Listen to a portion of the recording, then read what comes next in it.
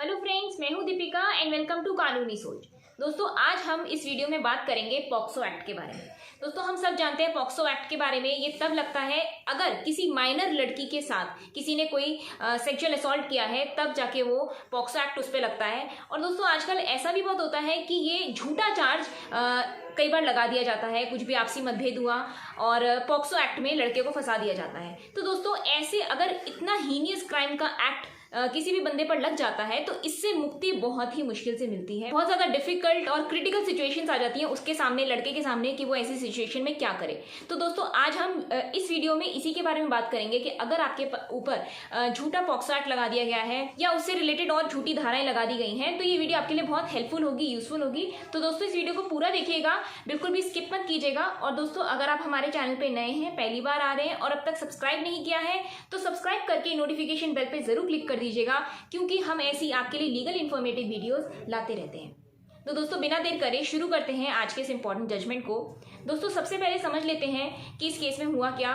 इस केस में लड़की का जो वर्जन था, लड़की ने कहा कि एक लड़का था, एक्यूज नंबर 1 जो था, कि वो उसको फॉलो करता था जब वो पढ़ने जाती थी, और बहुत मना करने पर भी वो लड़का उसको फॉलो करना उसने नहीं छोड़ा।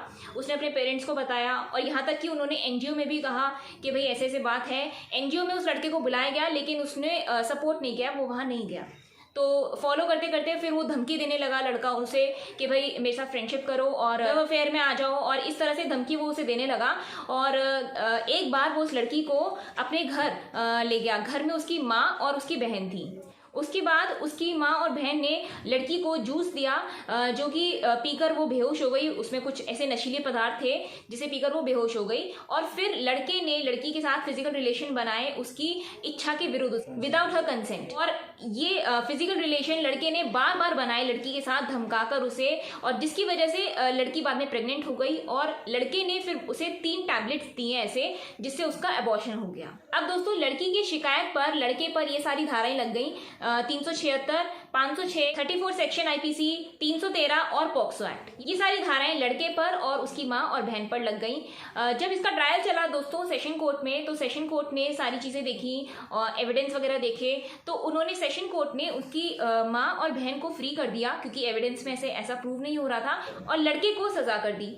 अब इसके विरुद्ध लड़का गया हाई कोर्ट में। हाई कोर्ट में दोस्तों बहुत बारीकी से सारी चीजें फिर से देखी गई। अब दोस्तों, वो कौन सी बारीकियां थी जिन्हें हाई कोर्ट ने देखा और अपना फैसला सुनाया, वो हम डिस्कस कर लेते हैं। सबसे पहले हाई कोर्ट ने ये देखा कि जो लड़की के 164 के बयान थे और जो एविडेंस के टाइम पर उसके बयान थे, उन दोनों में कॉन्ट्रडिक्शन था। मतलब कि वो मेल नहीं खाते थे। लड़की ने 164 के बयान में कुछ कहा था और अपने एविडेंस के बयानों में कुछ कहा था। देखिए दोस्तों, अगर हम सच बोल रहे हैं तो ऑब्वियसली हर जगह हम हर टाइम पर, केस के हर टाइम पर हमारे मुंह से वही निकलेगा। लेकिन कई बार ऐसा होता है कि लड़की अगर गलत फंसा रही है लड़के को, तो कहीं ना कहीं वो किसी ना किसी स्टेज पर वो ऐसा उसके मुंह से निकल जाता है, जिसकी वजह से कॉन्ट्रडिक्शन हो जाता है और फिर सच्चाई कोर्ट के सामने आ जाती है। तो इस केस में यही हुआ, लड़की के बयानों में फर्क आ गया, तो ये डाउटफुल हो गया कोर्ट के सामने। ये सारी परिस्थितियां डाउटफुल हो गई कि ऐसा एक्चुअल में हुआ है या नहीं हुआ है। इसके अलावा दोस्तों, जो लड़की का मेडिकल हुआ था वो भी उसके बयानों को सपोर्ट नहीं करता था।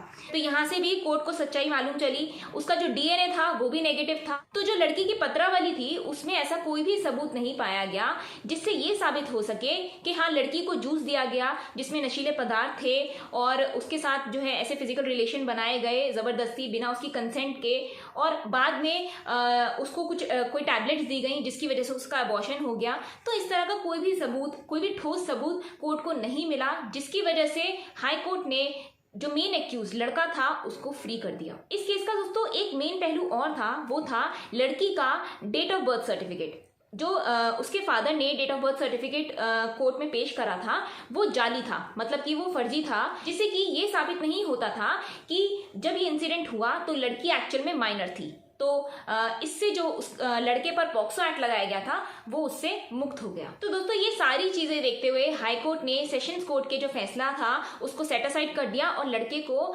इन सब धाराओं से दोष मुक्त कर दिया। तो दोस्तों, अगर आप पर भी कोई ऐसा झूठा केस लगाया गया है 376 का या पॉक्सो एक्ट का, तो आपको घबराने की जरूरत नहीं है। अगर वो झूठा है तो कहीं ना कहीं एविडेंस के टाइम पर, क्रॉस क्वेश्चनिंग के टाइम पर आपके फेवर में जरूर टर्न हो सकती हैं परिस्थितियां।